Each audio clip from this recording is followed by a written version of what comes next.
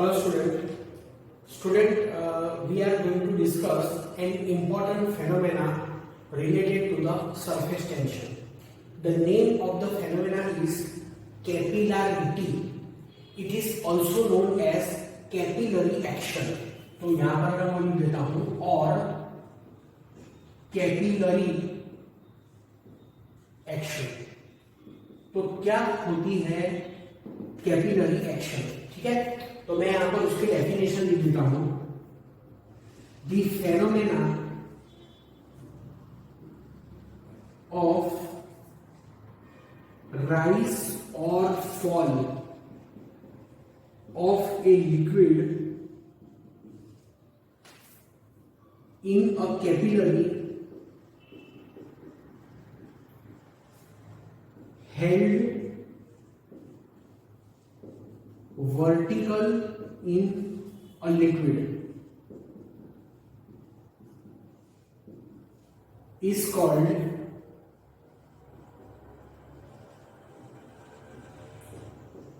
capillarity or capillary action. Student, जो word है कैपिला एक लैटिन लैंग्वेज में कैपिला वर्ड है और कैपिला का मतलब होता है हेयर, जो बाल होते हैं उसका मतलब होता है कैपिला. ठीक है, सो एक बार फिर से मैं आपको ये रीड करके बताता हूं कि द फेनोमेना ऑफ राइज और fall of a liquid in a capillary held vertical in a liquid is called capillary. देखो, कैपिलरी मतलब क्या? कैपिलरी मतलब ग्लास की ट्यूब. मैं कैपिलरिटी की बात नहीं कर रहा हूं, मैं बात कर रहा हूं कैपिलरी की.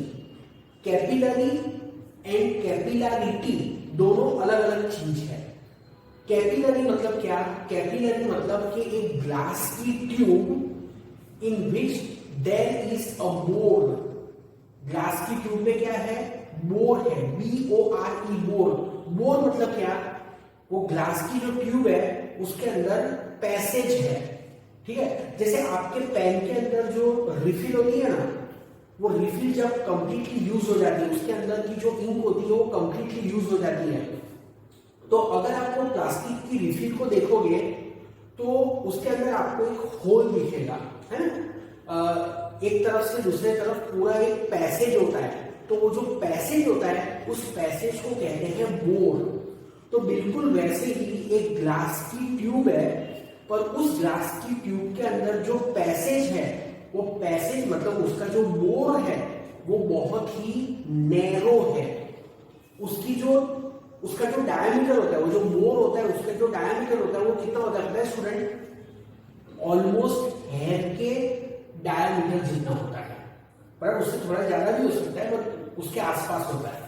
तो अगर वैसी कैपिलरी है आपके पास, वैसी आपके पास एक ग्लास की ट्यूब है, if you immerse that glass tube in that capillary, if you immerse that glass tube into the water, if you held that glass tube vertically in the water, तो क्या होगा कि जो वाटर है that will rise up in the capillary.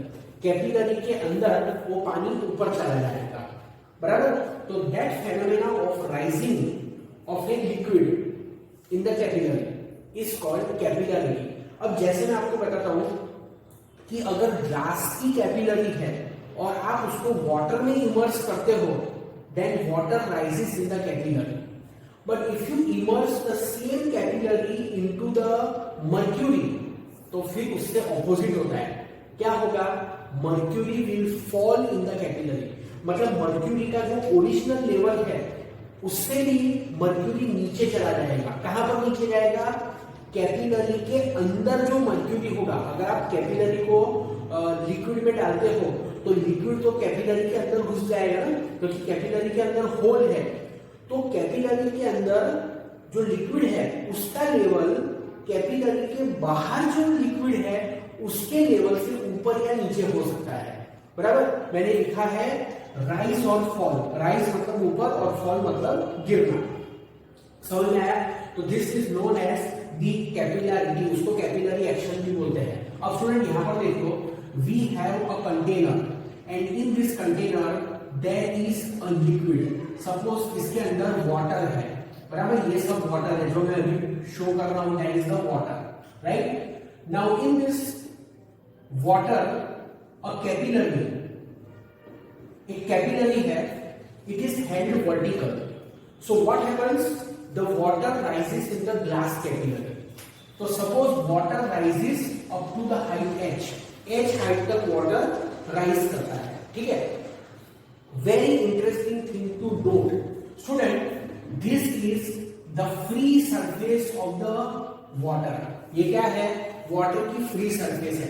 अब इसको free surface कैसे बोलेंगे हम, क्योंकि इसके ऊपर एयर है।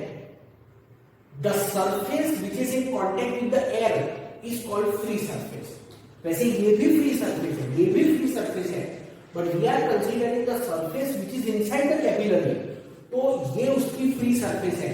And this free surface is known as meniscus. उसको क्या कहते हैं, उसको कहते हैं मिनिस्कस। तो स्टूडेंट यहां पर ये जो मिनिस्कस है उसका शेप कैसा है, उसका शेप है कॉन्केव। Is that clear? अगर आप ग्लास की कैपिलरी को मर्क्यूरी में इमर्स करते हो तो फिर shape of the meniscus will be convex, मतलब आपको ऐसा शेप दिखाई देगा। ये जो शेप है उससे बिल्कुल ऑपोजिट शेप। समझ में आई बात आपको? ठीक है, okay. So here understand one thing, the surface of the liquid, ये जो लिक्विड की सरफेस है वो ऐसी हॉरिजॉन्टल नहीं है। The surface of the liquid is not horizontal. It is curved. It is having the depression. उसमें क्या है, डिप्रेशन है। अब डिप्रेशन मतलब क्या, डिप्रेशन मतलब कि दबाव। जो सरफेस है वो ऐसी फ्लैट नहीं है, ऐसी थोड़ी दब गई है ना, ऐसी नीचे की तरफ दब गई है। So there is a depression. तो इसका मतलब क्या है, इसका मतलब ये है स्टूडेंट कि pressure on this concave surface, मतलब ऊपर वाली सरफेस, जिसको मैं डिनोट करूंगा PO से, ठीक है, जिसको मैं डिनोट करूंगा PO से, outside pressure that is more than the pressure on the convex surface. जहां पर मैंने फिंगर रखी है वो है कॉन्केव सरफेस। कॉन्केव सरफेस पर प्रेशर मोर है और कॉन्वेक्स सरफेस पर प्रेशर लेस है। तो कॉन्केव सरफेस पर प्रेशर लेस होगा, कॉन्वेक्स सरफेस पर प्रेशर मोर होगा, इसके लिए लिक्विड की सरफेस ऐसी कर्व हो जाएगी। जैसे ये फ्लैट सरफेस है, यहां पर प्रेशर ज्यादा है, नीचे प्रेशर कम है, तो फ्लो ऐसे दब जाएगी ना, बिल्कुल वैसे ही। तो ये जो है that is the concave surface. तो कॉन्केव सरफेस पर स्टूडेंट प्रेशर कैसा होता है, मोर होता है। समझ में आई बात आपको यहां पर? अब यहां पर मैं टेक्स्ट बुक का जो नोटेशन है मैं वो नोटेशन फॉलो कर रहा हूं स्टूडेंट। तो यहां पर उन लोगों ने क्या किया है कि इसको लिया है PI, ठीक है, इसको लिया है PI और इसको लिया है PO। थोड़ा सा ऐसा ऑपोजिट नोटेशन लिया है, ठीक है। तो जो नोटेशन बुक में है वही मैं नोटेशन यहां पर ले रहा हूं। तो यहां पर है PI, बराबर, और यहां पर है PO। ऐसा क्यों लिया होगा, देखो ये कर्व सरफेस है, तो ये हुई इनर, ये हुई आउटर। जैसा मैंने आपको वो बबल के केस में एक्सप्लेन किया था। तो कर्व सरफेस जो ये वाली सरफेस है उसको इनसाइड लिया है, इसलिए उसको PI लिखा और इसको PO लिखा। So here pressure is PI, here pressure is PO, और यहां पर जो PI होगा that will be more than PO. Is it clear to you? ठीक है। तो स्टूडेंट यहां पर अगर हम वो आगे हमने जो डेरिवेशन किया था excess pressure inside the bubble, अगर वो वाला हम अप्लाई करते हैं तो फिर क्या आएगा, PI minus PO is equal to 2S divide by R। ये हम लिख सकते हैं। इसमें S क्या है, S is the surface tension of the liquid. ये जो लिक्विड है विच इज इनसाइड द कैपिलरी, उसका सरफेस टेंशन S है। And what is small r? तो स्मॉल r इज, यहां पर स्मॉल r क्या है उसको थोड़ा सा समझो आप। देखो ये जो कर्व सरफेस है that curved surface is a part of circle. Curved surface is a part of circle. So if you complete this curved surface, तो एक सर्कल बनेगा और वो सर्कल का जो रेडियस होगा that is r. तो फिगर के अंदर आपको r यहां पर कहीं पर भी नहीं दिख रहा है, बट यहां पर वो फिगर में शो किया है कि ये जो कर्व सरफेस है, अगर आप उसको ऐसे कंप्लीट करते हो तो एक सर्कल बनेगा और वो सर्कल का सेंटर ये होगा. तो यहां से लेके यहां तक का जो डिस्टेंस है उसको कहते हैं r. पता चला आपको? तो यहां पर r क्या है? r is the radius of curvature. Radius of curvature of curve surface. Is that clear? ठीक है. Now here we define the angle of contact, जो मैंने आपको पहले एक्सप्लेन किया है, एंगल ऑफ कांटेक्ट. तो एंगल ऑफ कांटेक्ट क्या होता है? The angle of contact is a angle made by tangent to the curve surface at a point of contact and solid surface inside the liquid.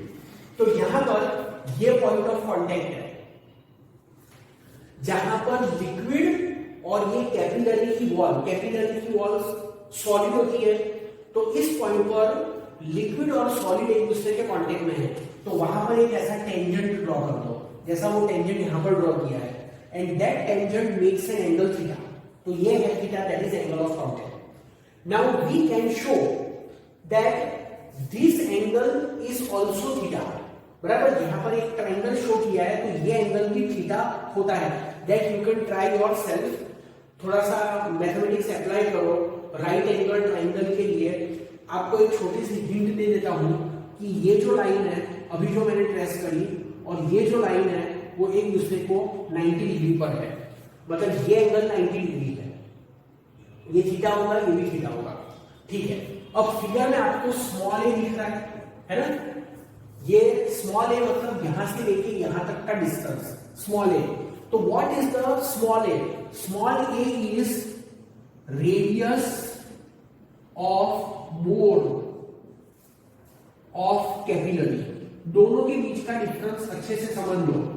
Small are मतलब radius of curvature of this meniscus. ये जो meniscus है वो meniscus को अगर हम complete करते हैं तो एक सर्कल बनेगा. वो सर्कल का रेडियस मतलब कि स्मॉल आर. इसको पूरा ऐसे कंप्लीट करो तो जो सर्कल बनेगा उसका radius small are.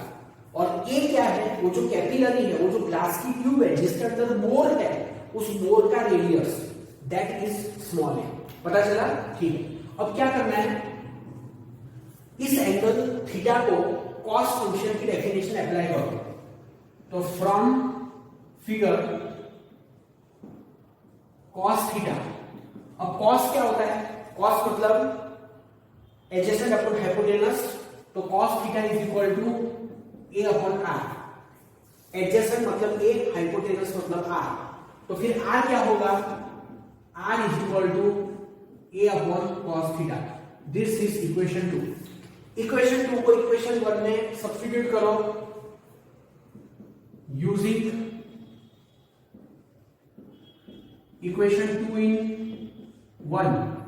So pi minus po is equal to 2s r की जगह पर a अपॉन cos थीटा. तो this is 2s cos theta divided by a. Let us denote this as equation number 3. समझ में आया आपको? ये pi minus po is equal to 2s cos theta upon a. ठीक है. अब स्टूडेंट आगे का जो है उसको और भी थोड़ा ध्यान से आप समझो.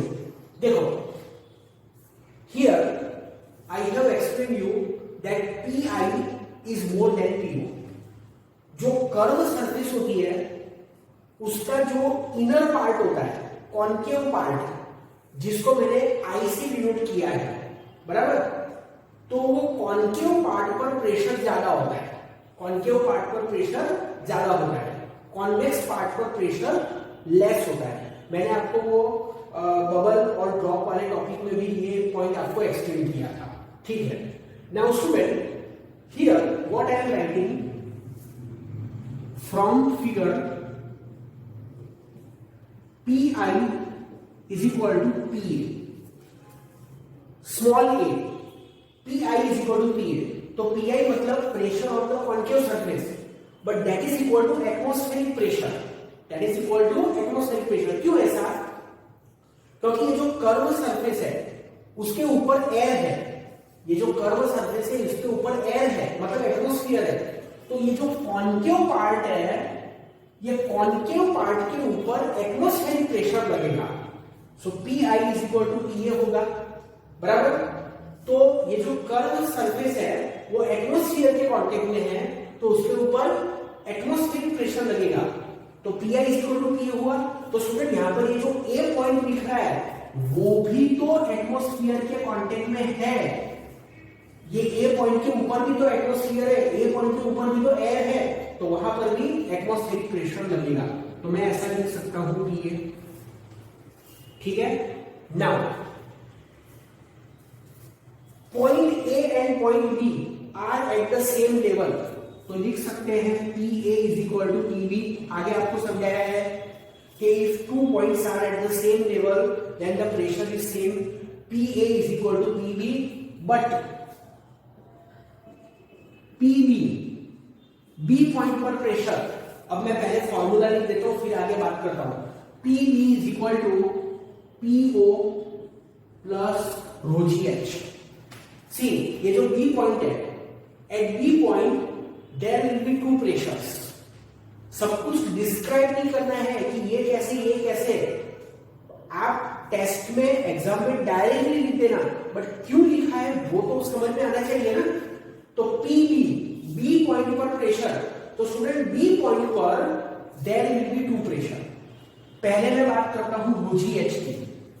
तो बी पॉइंट के ऊपर एक लिक्विड की कॉलम है जिसकी हाइट h है, तो बी पॉइंट पर प्रेशर होगा rho ji h. Is it clear? But b point के ऊपर ये जो कॉन्वेक्स सरफेस है वहां पर पीओ प्रेशर लग रहा है, P O pressure is acting. So what I have taught you in the Pascal's law of transmission of fluid pressure, that the pressure at any point in the fluid is transmitted undiminished through the fluid. मतलब fluid में एक point पर अगर कोई pressure लगता है तो वही प्रेशर फ्लूइड में हर पॉइंट पर लगेगा। तो ये जो कॉन्वेक्स सरफेस है वो कॉन्वेक्स सरफेस पर पीओ प्रेशर एक्ट कर रहा है, तो वही प्रेशर यहां पर भी लगेगा बी पॉइंट पर, बराबर। तो बी पॉइंट पर there will be total two pressure, एक तो है पीओ प्लस रो जी एच। आई बात समझ में आपको? So p b is equal to p o plus rho ji H, बराबर। ओके, सो अब मैं क्या लिखूंगा, ये पी बी मैंने लिख दिया student. So P I, okay, P I hence P I is equal to P O plus rho ji H. कैसे लिखा? ये बी पॉइंट पर पी ए जितना प्रेशर है और पी ए की वैल्यू पी आई जितनी है, तो लिख सकते हैं ना P I is equal to P A plus rho ji H, बराबर। तो ये लिखा मैंने। So now I am writing, ठीक है चलो मेरे पास, मैं यहां पर ही लिख देता हूं, यहां पर मैं कंजस्टेड नहीं कर देता हूं तो प्रॉब्लम होगा। ये सब समझ में आ गया है, इसकी कोई जरूरत नहीं है। So therefore P I minus P O is equal to rho ji H, इसके ऊपर से लिखा है। दिस इज इक्वेशन नंबर 4, बराबर। अब इक्वेशन 3 और इक्वेशन 4 को कंपेयर करो क्योंकि दोनों की लेफ्ट साइड सेम है।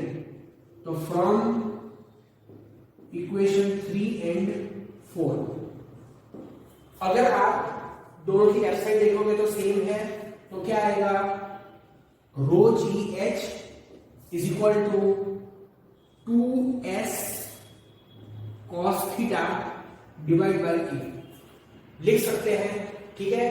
तो देयरफॉर टेक्स्ट बुक में किसको सब्जेक्ट ऑफ इक्वेशन बनाया है?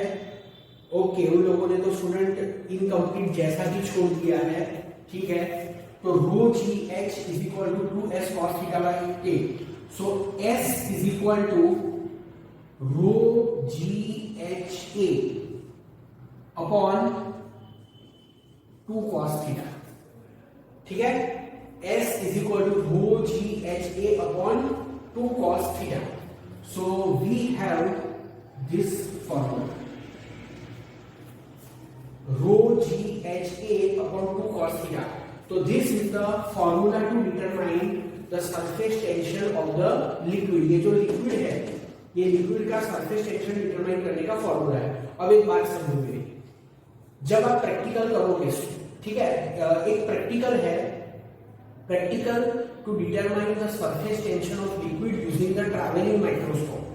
तो उसमें आपको क्या क्या देंगे, 2 देंगे, cos थीटा आपको बता देंगे कि थीटा कितना लेना है।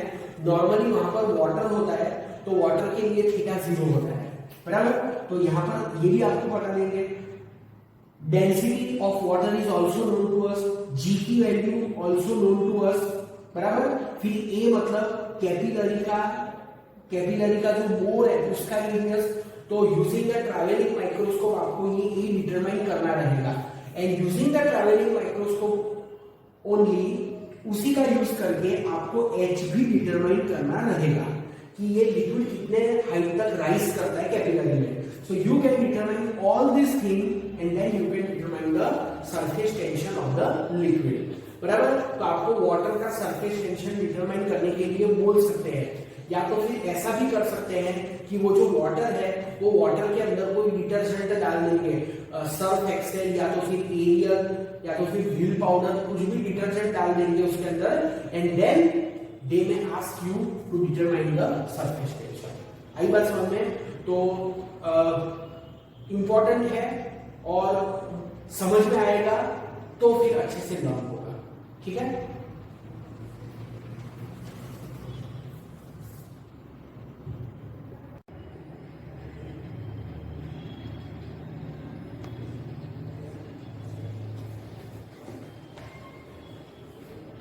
Hello student, in this video lecture we will be discussing about the detergent and the surface tension. Okay, now suppose there are stains of oil and grease on our cloth. हमारे कपड़े के ऊपर अगर oil या तो फिर Greece के दाग है, ठीक है, तो this type of stains cannot be removed with the help of ordinary water, ठीक है। If you try to remove these stains of oil and grease with the help of the water, then these stains of oils and grease cannot be removed by the water, ठीक है। तो why we cannot remove these stains of oil and grease by water, that we will discuss in this topic. If you want to remove the stains of oils and grease from the cloth, then basically what we are doing, we are first adding detergent into the water, then the cloth are soaked into that detergent mixed water, and then we are rubbing the cloth under the running water. Okay, so in this way the stains of oils and grease can be removed. मैं आपको एक बार फिर से समझा देता हूँ कि अगर कोई कपड़े के ऊपर अगर ऑयल या तो फिर ग्रीस के दाग है, तो फिर हम उसको नॉर्मल वाटर से, सिर्फ वाटर से हम उसको रिमूव नहीं कर सकते हैं। तो उसके लिए हम क्या करते हैं, हमारे घर में कपड़े कैसे धोए जाते हैं, एक बकेट होती है, बकेट के अंदर वाटर होता है, वाटर के अंदर डिटर्जेंट ऐड कर देते हैं। उसके बाद जो कपड़े होते हैं, that cloth are soak for some time, कपड़ों को डिटर्जेंट मिक्स्ड वाटर के अंदर कुछ टाइम के लिए सोक करके रखते हैं, and then after that cloth are rubbed, उसको क्लोथ को ऐसे रगड़ते हैं अंडर द रनिंग वाटर, ठीक है। तो इस तरह से होता है। तो student, first thing is why we cannot remove the stain with the help of the ordinary water. Student, the surface tension of the ordinary water is more. The water molecules want to remain stuck to their own molecules. Actually, the water does not wet the grease. देखो, water जो होता है वो grease को oil को wait नहीं करता है, पानी ग्रीस को भिगोता नहीं है, water does not wet the grease, there is very little contact area between the water molecules and the grease molecule. Water grease को वेट भी नहीं करता है और वाटर के मॉलिक्यूल और ग्रीस के मॉलिक्यूल के बीच में जो एरिया ऑफ कांटेक्ट होता है वो भी बहुत कम होता है। ठीक है, मतलब वाटर के मॉलिक्यूल्स जब ग्रीस के मॉलिक्यूल्स के कांटेक्ट में आते हैं तो उनका जो कांटेक्ट बनता है वो कांटेक्ट का जो एरिया होता है that area is very very less. और सबसे इंपॉर्टेंट रीजन जो कि बुक में नहीं लिखा हुआ है कि surface tension of the water is very high, so the water molecules want to remain stuck to their own molecules। मतलब वाटर के मॉलिक्यूल को ही चिपक के रहना ज्यादा पसंद करते हैं, वाटर के मॉलिक्यूल ग्रीस के मॉलिक्यूल को चिपकना कम पसंद करते हैं। Is that clear? Okay, now suppose if the water wet the grease, okay, then the flow of water would have taken some grease along with it. अगर वाटर ग्रीस को wet करता, अगर water grease को भिगोता तो फिर क्या होता कि अगर हम उस कपड़े को सिंपल रनिंग वाटर के नीचे, नल में से गिरते हुए पानी के नीचे अगर हम उस कपड़े को रख लेते तो जो पानी का फ्लो है वो ग्रीस को अपने साथ ही लेके चला जाता और ग्रीस कपड़े पर से रिमूव हो जाता।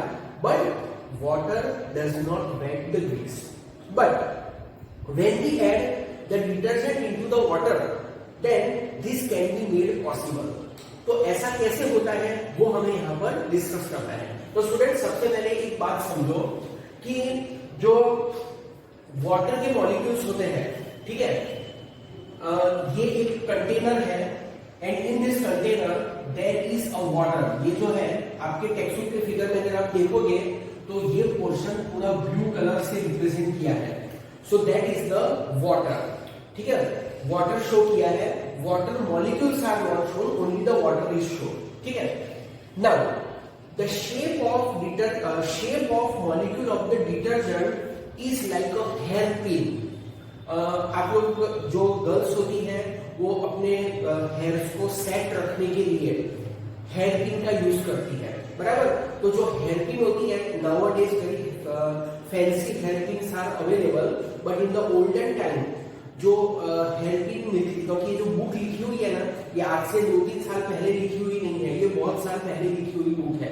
सो that's why they have said that the shape of the detergent molecule is like a hair pin. तो पहले के टाइम में जो हेयर पिन मिलती थी वो कुछ इस शेप की होती थी, बराबर, not exactly of this shape but थोड़ा बहुत ऐसा शेप होता था। मैं आपको एक दूसरा शेप ड्रॉ करके समझाता हूं कि पहले कैसी हेयर पिन आती थी। तो इस टाइप की कुछ हेयर पिन आती थी, इस टाइप की, जस्ट अ मिनट। तो इन द अर्लियर टाइम जो हेयर पिन आती थी वो हेयर पिन कुछ इस टाइप की होती थी, like this. So it has a broader and it has a narrow and. तो यहां पर हेयर पिन शेप उन लोगों ने इस टाइप से शो किया है। ठीक है, तो ये जो आपको शेप दिख रहा है ये क्या है? This is the shape of detergent molecules. Is that clear? Okay, when the detergent is added into the water, तो आप देखो स्टूडेंट यहाँ पर इस फिगर के अंदर, ये दोनों फिगर के अंदर क्या किया है कि detergent molecules are added into the water. तो सी हियर ये डिटर्जेंट के मॉलिक्यूल्स है जिनका शेप इस टाइप का शेप है। So on the surface of the water also the detergent molecules are arranged. Now here, this detergent molecule has a broad end. आपको दिख रहा होगा कि this is the broad end and this is the narrow end. So, the water is stuck to the broad end. जो water है वो detergent molecule के broad end पर stuck हो जाएगा, मतलब कि चिपक जाएगा। तो आप यहां पर देखो, detergent molecule जो है उसका ब्रॉड एंड, ये डिटर्जेंट के मॉलिक्यूल का ब्रॉड एंड है, तो broad end is stuck to the water. Is that clear? Okay, and at the narrow end the grease molecule is stuck. समझ में आई आपको बात? The water, the detergent molecule is having the hair pin shape at the broad end of the detergent molecule the water is stuck, at the narrow end what is stuck, the grease is stuck. So because of that reason the oil water interface is formed. एक interface form होता है, एक surface form होता है, एक layer form होता है, किसका, ऑयल वाटर का एक लेयर फॉर्म होता है. मतलब ऑयल है, वाटर है और उसके बीच में डिटर्जेंट के मॉलिक्यूल्स है. Is it clear? Okay, so in this way the oil water surface is formed, interface is formed. Okay, now here we understand all this figure. So we have a platter with particle of grease dirt. हमारे पास एक plate है जिस plate के अंदर आपने खाना खाया है, बराबर. तो ये जो आपको रेक्टेंगल दिख रहा है, ये रेक्टेंगल क्या है, ये रेक्टेंगल एक प्लेटर है. प्लेटर मतलब कि प्लेट भी आप लिख सकते हो. तो this is the plate with particle of greasy dirt. तो ये जो सब दिख रहे हैं, ठीक है, ये क्या है, this are the grease particle. जो ग्रीस है, ग्रीस या तो फिर ऑयल, क्योंकि हर खाने के अंदर ऑयल तो होता ही है, बराबर. बिना ऑयल के तो खाना बनता नहीं है, ठीक है. तो ये जो है ये सब क्या है, this are the particle of grease. Grease के जगह अगर हम ऑयल भी बोलेंगे तो चलेगा. Actually it is a greasy dirt. Greasy मतलब ऐसी चिपकने वाली गंदगी, बराबर ना. This is the greasy dirt, मतलब कि इट इज द चिपकने वाली गंदगी है. तो this is that greasy dirt, ठीक है. Okay, now this plate with greasy dirt is kept inside the water. तो आपको दिख रहा है कि यहाँ पर मैंने एक रेक्टेंगल किया है, इस फिगर के अंदर वो रेक्टेंगल नहीं है. तो रेक्टेंगल नहीं है इसका मतलब क्या, कि the plate with a greasy dirt is not immersed into the water, but here the plate with the greasy dirt is immersed into the water. Is that clear? Now in that water the detergent is added. यहां पर देखो water is added dirt is not dislodged. मतलब कि अगर आप water के अंदर वो प्लेट को डाल दोगे तो जो dirt है, dirt मतलब कि जो गंदगी है, that will not be dislodged. मतलब जो गंदगी है वो प्लेट से अलग नहीं हो जाएगी. तो यहां पर when the plate with a greasy dirt is immersed into the water, then the greasy particles are not dislodged from the plate. जो ग्रीस के पार्टिकल है वो प्लेट से अलग नहीं होंगे. But here in the water the detergent is added. So see here, detergent is added. Inert waxy ends of its molecules are attracted to boundary where water meets the dirt. तो यहाँ पर क्या किया, जो डिटर्जेंट है वो detergent add कर दिया, बराबर. डिटर्जेंट ऐड कर दिया. So these are the detergent molecules. ये डिटर्जेंट के molecules हैं. Now here these detergent molecules are arranged in such a way that there is an interface. अब देखो ये डिटर्जेंट के molecules हैं, ये डिटर्जेंट के molecules हैं, ये सब dirt है. So here a layer is formed. एक layer form हो जाता है. Here there is a water, जहां पर मैंने फिंगर रखी है वो वाटर है. Here there are detergent molecule and here there are grease molecules. Okay, so the inert dirt, surrounded dirt, plater dirt can now be dislodged by moving the water. So here a layer is formed. यहाँ पर एक layer form हो जाता है. This is the detergent molecules. Here there are water molecules at the broader end and here there is a dirt molecule. ठीक है? Okay. Actually what happens when you add the detergent into the water, then the surface tension of the water reduces. जो water का surface tension है वो reduce हो जाता है. Okay. So now the water molecules also come to the grease molecules. Earlier I said that the water does not wet the grease because the surface tension of the water is high. But when you add the detergent into the water, the surface tension of the solution is less than the surface tension of the water. Okay, so here a globe is formed. यहाँ पर क्या होता है, एक globe form होता है. देखो आप यहाँ पर, ये आपको बीच में ये जो सर्कल दिख रहा है, बीच का circle, here there is a circle, here there is a circle, here there is a circle. So that circle is the dirt molecule, that is the grease molecule. And around that grease molecule, ये जो है ये सब, that is the detergent molecules. So here there is a water, there is a grease molecule, and between them there is a detergent molecule. So the detergent molecule is removed from the plate.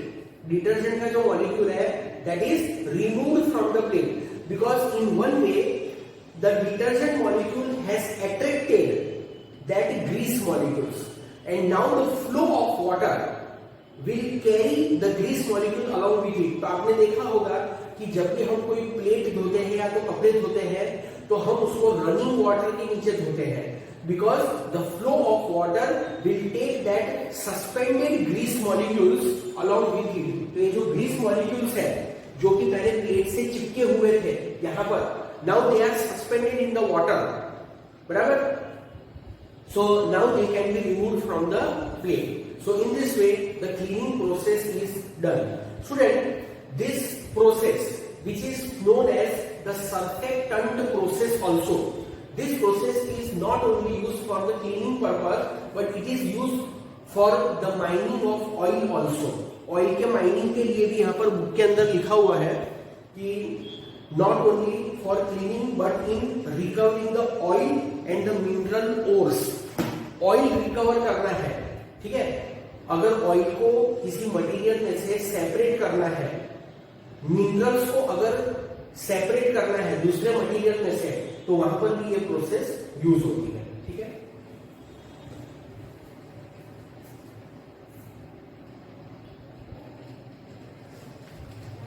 Now we are solving example 10.12. Understand this. The lower end of a capillary tube of diameter 2 millimeter, D is equal to 2 millimeter. ये capillary tube का diameter है तो उसका radius होगा 1 millimeter, that is 10⁻³ meter, right? Is deep 8 centimeter below the surface of water. H is equal to 8 centimeter, that is 8 into 10⁻² meter. ठीक है? Below the surface of water in a beaker. What is pressure required in the tube in order to blow a hemispherical bubble at its end in the water? The surface tension at the temperature of the experiment, so surface tension S is equal to 7.30 into 10⁻³ की है ना? Yes, 10⁻² Newton per meter. 1 atm, 1 atmospheric pressure मतलब कि PA उसकी value है 1.01 into 10⁵ pascal. Density of water 1000 kilogram पर metre cube, जिसको मैं लिख देता हूं 10⁵ किलोग्राम पर मीटर क्यूब. G 9.80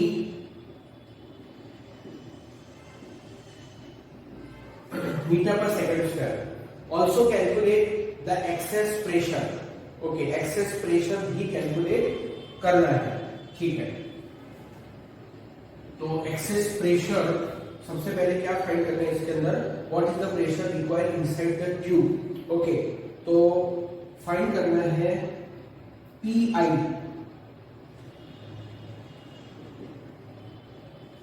ठीक है? चलो स्टूडेंट, मैं आपको पहले ये क्वेश्चन समझाता हूं कि क्वेश्चन कहना क्या चाहता है. देखो यहां पर एक फिगर ड्रॉ कर रहा हूं.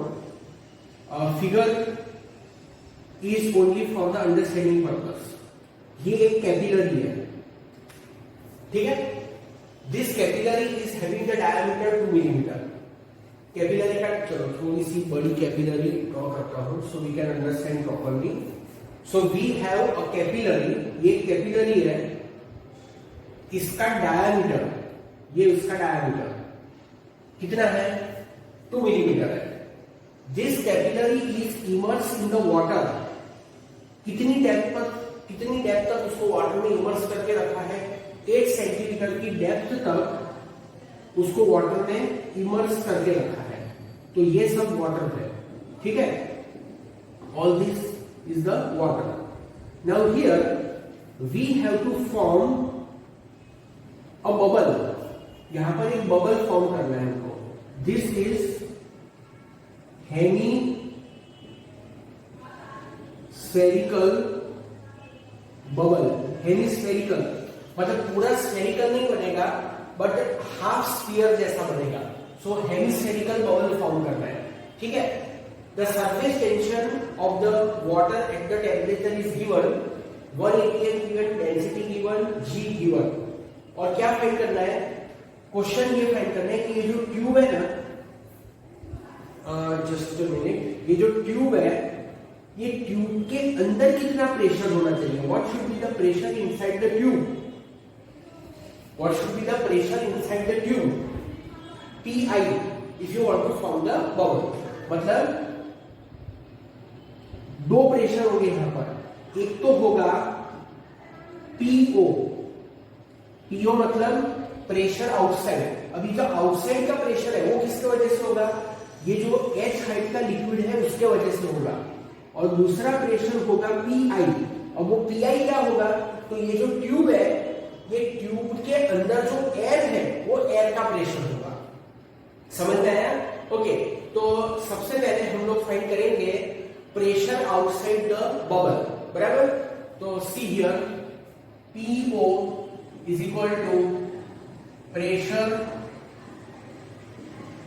Outside bubble.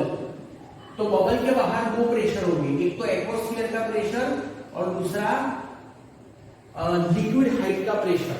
तो PA plus rho GH, PO is equal to PA plus rho GH। PA मतलब एटमॉस्फेरिक, तो एटमॉस्फेरिक कितना है, लिखा है मैंने 1.01 10⁵, रो है 10⁵, G है 9.8 और हाइट कितनी है, हाइट है 8 into 10⁻²। So this is 1.01 10⁵, okay 10⁵ रह गया मेरा लिखना, तो एक सेकंड, यहां पर प्लस आएगा, बाय मिस्टेक मैंने मल्टीप्लिकेशन लिखा, तो बराबर plus 9.8 into 8, 9.8 into 8, so this is 78.4 into 10⁻1 इतना होगा, ठीक है। तो यस, तो दिस इज 1.01 10⁵। अब इसको क्या करें, प्लस 0.00784 into 10⁻, देखो यहाँ पर 1 है, मैंने 2 डेसिमल शिफ्ट किया 4, यहाँ पर अब 5 हो जाएगा। सो 1.01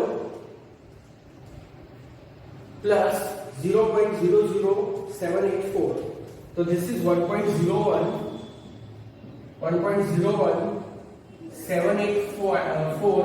into 10⁵। Let me check the answer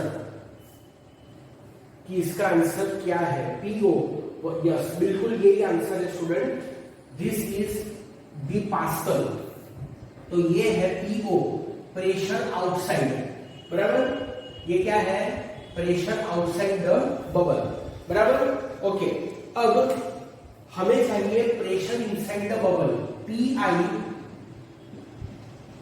pressure inside bubble.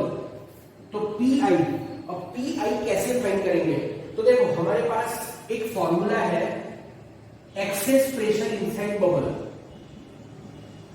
Excess जो हमने डेरिवेशन किया था, एक्सेस प्रेशर इनसाइड बबल। देखो pressure inside bubble and excess pressure inside bubble, ये दोनों अलग अलग चीजें होती है। तो Pi minus PO is called excess pressure inside bubble. Pi minus PO, तो Pi minus PO क्या होगा? 2S upon R. डिराइव किया है हमने. 2 क्यों लिया? Because bubble has only one free surface. आपको मैंने टॉपिक में बताया था कि अगर बबल लिक्विड में फॉर्म होता है तो फिर उसकी एक ही फ्री सरफेस होगी. अगर बबल एयर में है तो 2 फ्री सरफेस होगी. तो Pi minus PO is 2S by R. So Pi is equal to PO 2S upon R. तो PO कितना है? 1.01784 10⁵ plus 2S 7.30 10⁻² और डिवाइड बाय R. R कितना है? R है 10⁻³ 10⁻³. So this is 1.01 784 10⁵ plus 7.3 into 2 कितना होगा? 73 to 146 मतलब 1.46. 7.3 into 2 14.6 मतलब 14.6 into 10. ठीक है. तो दिस इज 1.01 784 10⁵ प्लस यहां पर 1 पावर है, यहां तक 3 हो जाएगा. 0.00146 10⁵ अब 5 हो जाएगा ये. बराबर. तो 1.01784 प्लस 0.00146 तो ये आता है 1.0193 10⁵. Let me check. 1.0 हाँ ठीक है, बराबर है, करेक्ट. मतलब थोड़ा सा डिफरेंट आंसर है, मैं बताता हूं कि क्या आंसर है. इसको राउंड ऑफ किया है. सो 1.02 into 10⁵ Pascal. This is the answer. So pressure inside the bubble is this. समझ में आया? Okay. So we have obtained the pressure inside the bubble, right?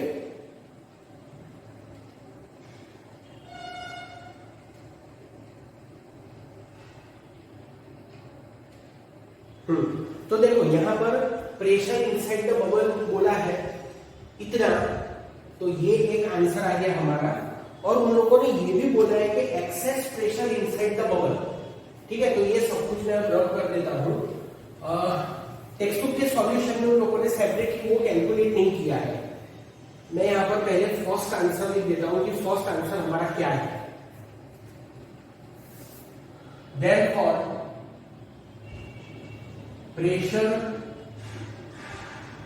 Inside bubble PI कितना? 1.02 10⁵ पास्कल. तो this is pressure inside the bubble. Bubble के अंदर pressure इतना है. अब दूसरा पूछा है excess pressure inside the bubble. Access pressure inside bubble. तो एक्सेस प्रेशर इनसाइड बबल मतलब Pi minus PO that is 2S by R. तो वो कैलकुलेट करना पड़ेगा. 2S by R. तो वैल्यूज आर देयर. ये है ना 14.6 into 10⁵ that.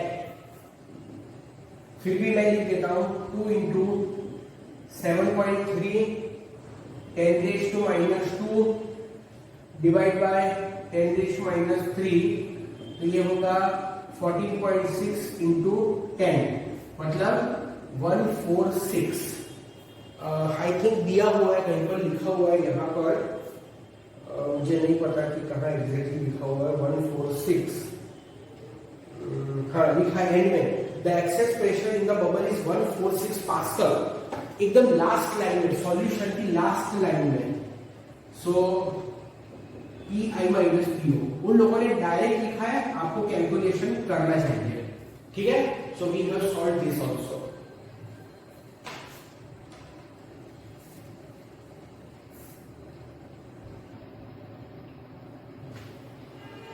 Exercise 10.19 what is pressure inside drop of mercury of radius 3 मिलीमीटर। एक मर्क्यूरी का ड्रॉप है जिसका रेडियस है 3 millimetre, 3 into 10⁻³ metre at a room temperature. Surface tension of mercury at that temperature is 4.65 into 10⁻⁻⁴. 4.65 10⁻⁻⁴ Newton per meter. The atmospheric pressure 1.01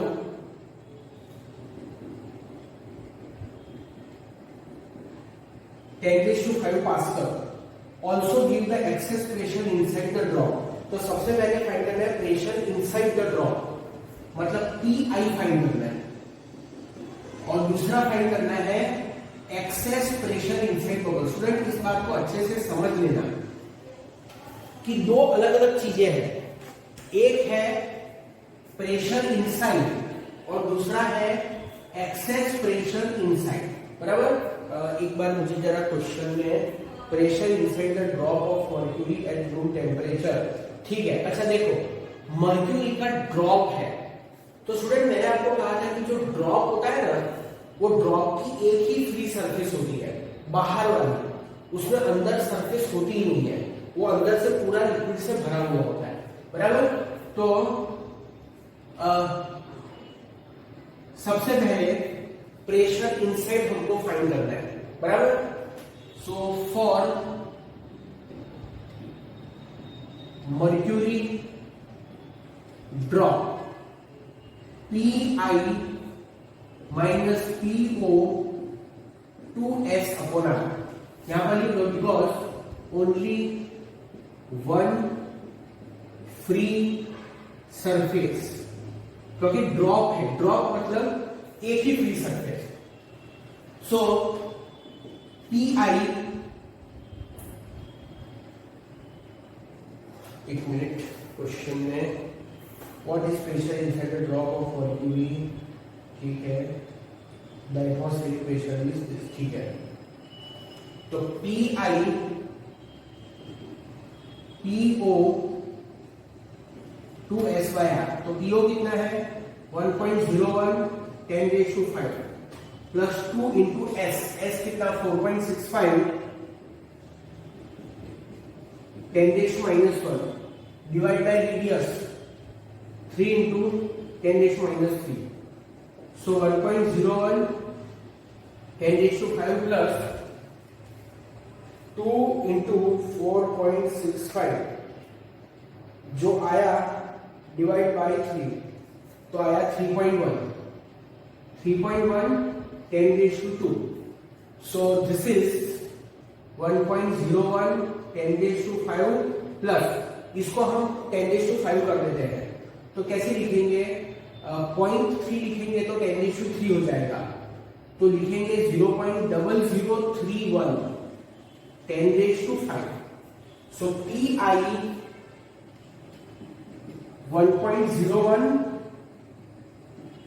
10⁵ plus 0. Okay, फिर से वही मैं रिपीट कर रहा हूं, 0.0031 10⁵, तो ये होगा 1.01 plus 0.0031, I don't know the answer, 1.01 plus 0.0031, तो ये आता है 1.0131 10⁵ pascal. Let me confirm the answer, इसका आंसर है, एक मिनट, 10, हाँ ठीक है, 101310 करेक्ट है, 101310 बराबर है pascal 101310 Newton per metre square. तो ये है पीआई, बराबर। तो ये हमने पीआई कैलकुलेट कर लिया स्टूडेंट। अब हमें क्या चाहिए, pi minus PO, access pressure inside. Number 2, तो फॉर मर्क्यूरी ड्रॉप ये लिखा। अच्छा, यहाँ पर पीआई क्या है पता चला ना, प्रेशर इनसाइड बबल। मैं लिख देता हूं यहाँ पर, ये क्या कैलकुलेट किया हमने, प्रेशर इनसाइड बबल। अब हमें चाहिए access pressure inside bubble. Access pressure inside bubble, Pi minus Po, that is 2s by r। तो सब्स्टिट्यूट कर लो, 2 4.65 10 raised to minus 1 और रेडियस है 3 into 10 raised to minus 3। तो ये कितना होगा, सॉल्व किया था हमने 3.1 into 10 raised to 2 था ना, 3.1 10 raised to 2। सो क्या आंसर है इसका, 310, correct. This is 310 newton per metre square. This is Pi minus Po. So we got the answer.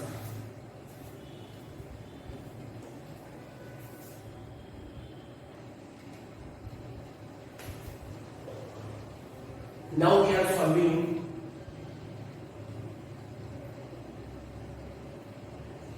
(10.20). What is excess pressure inside a bubble of soap solution of radius 5 millimeter? R 5 millimeter, 5 10 raised to minus 3 meter. Given that the surface tension of soap solution at the temperature is S equal to 2.5 into 10 raised to minus 2 Newton per metre, बराबर। अभी यहां से दूसरा question शुरू होता है, तो पहले मैं इसी को फिर से रिपीट कर देता हूं। What is access pressure inside a bubble of soap solution, जिसका वैल्यूज दी हुई है। तो यहां पर से मैं सॉल्यूशन शुरू करता हूं। यहां पर मैं वो सेकंड क्वेश्चन की वैल्यूज लिखूंगा। तो क्या पूछा है, एक्सेस प्रेशर ना, what is excess pressure, yes.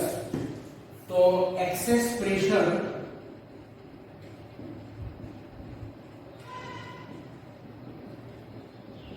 Inside bubble, तो Pi minus Po is the excess pressure inside bubble. समझ गए। अब देखो यहां पर क्वेश्चन के अंदर,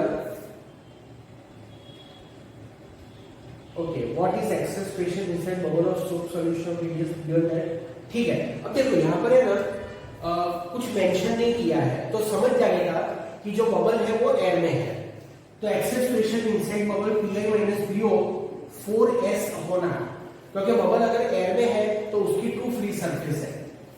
तो बिकॉज 2 फ्री सरफेस, ये ऐसा लिखना कोई कंपलसरी नहीं है, पर अपने समझने के लिए कि कभी कभी हम 2s by r लिखते हैं, कभी हम 4s by r लिखते हैं, इसलिए।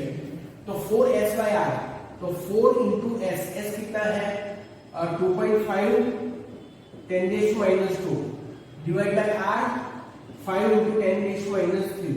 तो देखो 2.5 into 4 होता है 10, 10 by 5 होता है 2, तो this is 2 into 10 raised to 1, so this is I think 20 pascal. मैं एक बार आंसर क्रॉस चेक कर लेता हूं। ओके, ठीक है, इसका आंसर यस 20 पास्कल, मतलब 20 newton per metre square. Okay, so Pi minus Po is 20 pascal, 20 newton per metre square. तो स्टूडेंट ये एक हमारा आंसर आ गया, ठीक है, एक आंसर हमारा आ गया। अब सेकंड आंसर ऑप्टेन करेंगे, बट उसके लिए आगे क्वेश्चन पढ़ना पड़ेगा। अब आगे क्या दिया हुआ है, कि if air bubble of same dimension were form at a depth of 40 centimetre, h 40 centimetre मतलब 0.4 metre, inside container containing a soap solution of relative density 1.20, rho 1.20, ये क्या है? रिलेटिव डेंसिटी है, ठीक है, रिलेटिव डेंसिटी। अब मेरी एक बात समझो स्टूडेंट कि रिलेटिव डेंसिटी दी हुई है और अगर डेंसिटी लिखनी है, एमकेएस में लिखनी है तो मल्टीप्लाई बाय 10⁻³ कर दो, और सीजीएस में लिखनी है तो कुछ मत करो, सिर्फ यूनिट लगा दो। तो यहां पर एमकेएस में मुझे लिखना है, इसलिए मैंने ऐसे लिख दिया, ठीक है। What would be the pressure inside the bubble, तो फाइंड करना है पीआई। तो ये सेकंड क्वेश्चन है, बराबर। मुझे पहले यहां लिखना चाहिए था नंबर 1 पीआई माइनस पीओ, और ये है हमारा नंबर 2, ठीक है।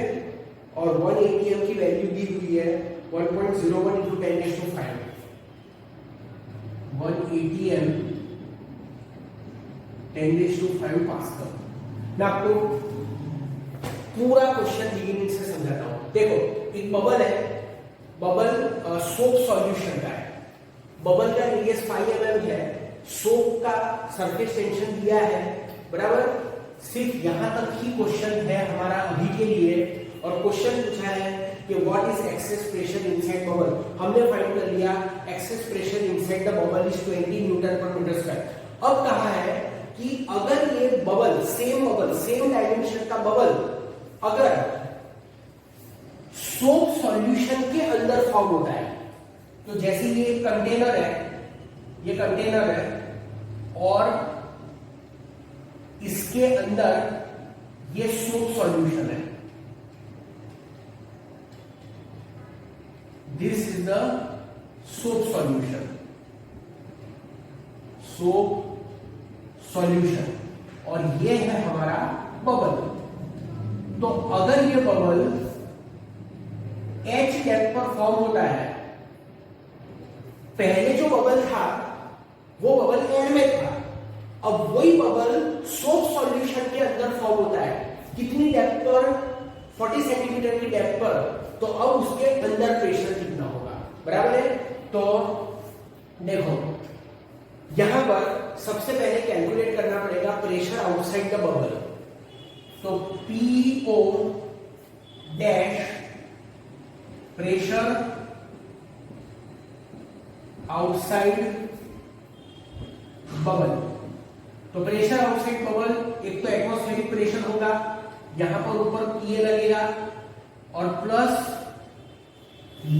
सोप जो है, सोप का सॉल्यूशन, ये H हाइट का जो सोप का सॉल्यूशन है उसका भी प्रेशर लगेगा। तो 1.01 10⁵। सोप की डेंसिटी कितनी है? 1.2 10⁵। G की वैल्यू 9.8, हाइट कितनी? 0.4। तो this is 1.01 10⁵ plus, solve the values, 1.2 into 9.8 into 0.4, तो यह आया 4.704 10⁵. So 1.01 10⁵ plus 0.04 704 into 10⁵. तो ये होगा 1.05704 into 10⁵. Let me check the answer. PO dash का आंसर अगर मैंने ऑप्टिंग किया है तो नहीं, मैंने नहीं किया है ऑप्टेन अलग से। इसके अंदर क्या पूछा है? पीआई पूछा है ना?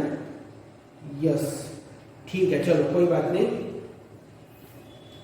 हाँ चलो कोई बात नहीं। So pressure inside bubble, pressure inside bubble. तो पी आई डैश, पहले हम already P i PO symbols use कर चुके हैं, इसलिए अब मैं डैश वाले सिंबल यूज कर रहा हूं, बराबर, क्योंकि बबल तो दोनों में सेम ही था, पर पहले एयर में था, अब सोप सॉल्यूशन में है, तो पी आई पीओ की वैल्यूज डिफरेंट होगी, इसके लिए डिफरेंट नोटेशन। तो पी आई डैश मतलब, ओके, पी आई डैश लिखा, तो P I dash is equal to, देखो, p o dash plus 2s by r, समझ में आया कौन सा फॉर्मूला यूज किया? Because p I dash minus P o dash 2s by r, ये वाला फॉर्मूला यूज किया, ठीक है। पी ओ डैश हम ऑलरेडी कैलकुलेट कर चुके हैं, 1.05704 10⁵ प्लस 2 इंटू एस, एस कितना 2.5 10⁻², और आर कितना, रेडियस 5 इंटू 10⁻3, ठीक है। तो देखो 1.05704 इंटू 10⁵ प्लस 2.5 इंटू 2 5 होता है, नीचे भी 5 में कैंसिल हो गया, तो दिस इज 10, बराबर। इसका आंसर 1.06 इंटू 10⁵ है, ओके। चलो देखते हैं, I am not knowing the answer. 1.05704 10⁵ plus, अब ये देखो, ये तो 10⁻1 है, 2s बाय आर, एस की वैल्यू बराबर ही ली है हमने, ठीक है। चलो 5 mm भी बराबर है, आएगा आंसर 10 है ना, इसको 10⁵ करना पड़ेगा, तो 4 0 कितने जीरो आएंगे, 10⁴ है, मतलब 10 है, तो 0.0001 चलेगा, 1 चलेगा, 1 2 3 4, 1 चलेगा, 1 2 3 4, अगर सॉल्व करूं तो 1 10⁻⁻, ठीक है, करेक्ट है स्टूडेंट, ऐसे लिख सकते हैं 0.0001 10⁵, बराबर, we can write that way. अगर आप 10⁵ को हटा दोगे तो 1 2 3 4 1.0 आएगा, और फिर और 10 बचा, तो फिर 10 हो जाएगा, करेक्ट है, बराबर। मैं आपको करके बताता हूं, आप सोचोगे कि सर आप कैसे डायरेक्टली लिख रहे हो, मैं आपको बताता हूं। देखो, है 10⁻1, है क्या, 10⁻1, मुझे लिखना है उसको 10⁵ के पावर में, तो 10⁻1 मतलब ये भी तो होता है 10⁻⁻4 10⁵, 10⁻⁻4 इंटू 10⁵, बराबर के नहीं?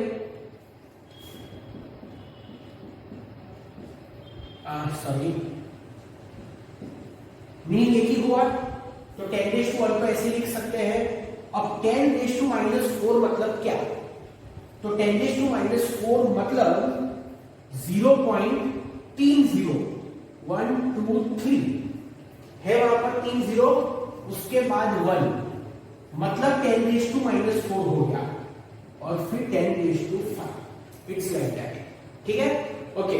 सो ये आप साइड में लिख के रख देना, तो therefore P I dash is equal to 1.05704 1.05704 plus 0.001 बराबर 10⁵ को मैं लेता हूं कॉमन, तो ये होगा 001 तो 1.057804 10⁵, ऐसा हुआ।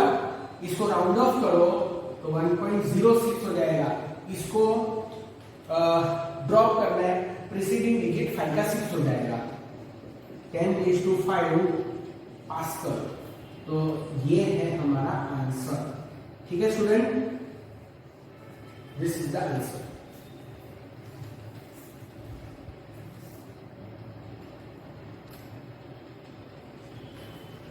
10.29 important numerical. Mercury has an angle of contact equal to 140 degree. Theta 140 degree. देखो मैंने आपको टॉपिक में एक्सप्लेन किया था कि जो मर्क्यूरी होता है, मर्क्यूरी के लिए एंगल ऑफ कांटेक्ट ऑब्ट्यूज होता है 90 डिग्री से ग्रेटर। यहां पर 140 है, 90 से greater. A narrow tube of radius 1 mm, tube का रेडियस 1 mm। टॉपिक में ट्यूब के रेडियस को स्मॉल ए से डिनोट किया था। Made of this glass is deep in a trough containing mercury. By what amount does mercury deep down in the tube relative to liquid surface outside? H. Surface tension of mercury at the temperature of experiment 0.465.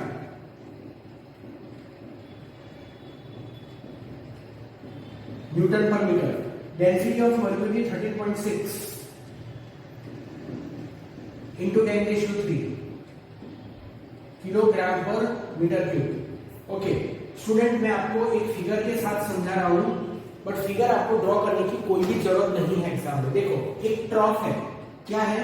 ट्रॉफ। ट्रॉफ मतलब container. उस ट्रॉफ के अंदर mercury है। ये रहा mercury, ठीक है? ये ट्रॉफ के अंदर मर्क्यूरी है। अब क्या किया, इस ट्रॉफ के अंदर एक ग्लास ट्यूब को इमर्स किया। उस ग्लास ट्यूब का रेडियस है 1 mm। तो इसके अंदर ग्लास ट्यूब को ऐसे इमर्स किया, इस तरह से इमर्स किया, तो होगा क्या कि जो मर्क्यूरी है वो अपने ओरिजिनल लेवल से ड्रॉप करेगा। मर्क्यूरी अपने ओरिजिनल लेवल से नीचे चला जाएगा ग्लास ट्यूब के अंदर, इस तरह से नीचे चला जाएगा। बराबर? मर्क्यूरी विल गो डाउन ऐसे। ग्लास ट्यूब के अंदर मर्क्यूरी नीचे चला जाएगा। आई बात समझ में? अगर ग्लास ट्यूब को वाटर में इमर्स करोगे तो इन the glass tube water will rise but mercury will deep down. तो मर्क्यूरी कितना नीचे गया? मर्क्यूरी H जितना नीचे गया, ये H ही तो हमें फाइंड करना है। आई बात समझ में? अच्छा, दूसरी बात कि यहां पर एंगल ऑफ कांटेक्ट की डेफिनेशन देख लेना। The angle made by tangent to the curve surface with a solid surface inside the liquid is called angle of contact. तो यहां पर ये जो एंगल है ना, ये है angle of contact which is 140। तो फिगर समझने के लिए बहुत जरूरी है, पर ड्रॉ एग्जाम में मत करना। हमारे पास फॉर्मूला है। क्या फॉर्मूला ऑब्टेन किया था हमने? H is equal to 2s cos theta upon 8 ρg। Height through which mercury fall, ये नहीं लिखोगे तो चलेगा। H is equal to 2s cos theta upon r rho g। बराबर? तो H is equal to 2 into S कितना है? 0.465 cos theta cos 140 divide by r कितना? 10⁻³ रो कितना?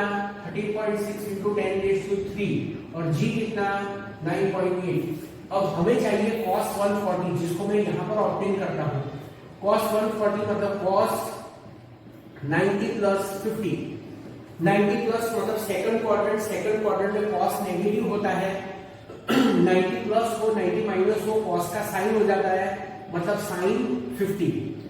तो टेबल में साइन 50 की वैल्यू देखो आप। साइन 50 कितना होता है? नेचुरल साइन के टेबल में साइन 50 होता है 0.7660। कितना होता है? 0.7660। ठीक है, एक बार मैं वैल्यू देख लेता हूं।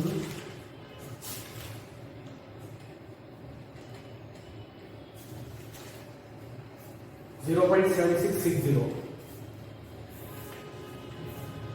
50 ओके 50 हाँ 0.7660 ठीक है।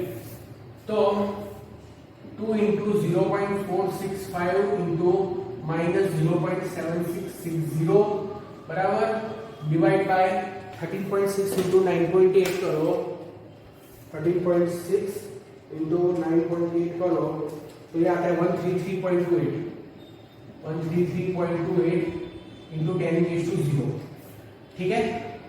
तो न्यूमरेटर में 2 इंटू 0.465 इंटू 0.7660 आंसर है 0.71238 डिवाइड बाय 133.28 तो h is equal to minus minus minus divide by 133.28 तो ये आंसर आता है 0.005344 आंसर नॉट नोइंग देखना पड़ेगा। आंसर क्या है इसका 29 है, ये 29 का आंसर है 5.34 mm ओके। सो ये है मीटर, सो 5.344 10⁻³ मीटर, सो माइनस 5.34 मिलीमीटर बराबर ऐसे लिखा। यहां पर लिखना हो तो लिख देना कि नेगेटिव साइन, नेगेटिव को ऐसे लिखते हैं -v करके, चलो मैं उसको वर्ड में लिख देता हूं। Negative sign appear as mercury fall in capillary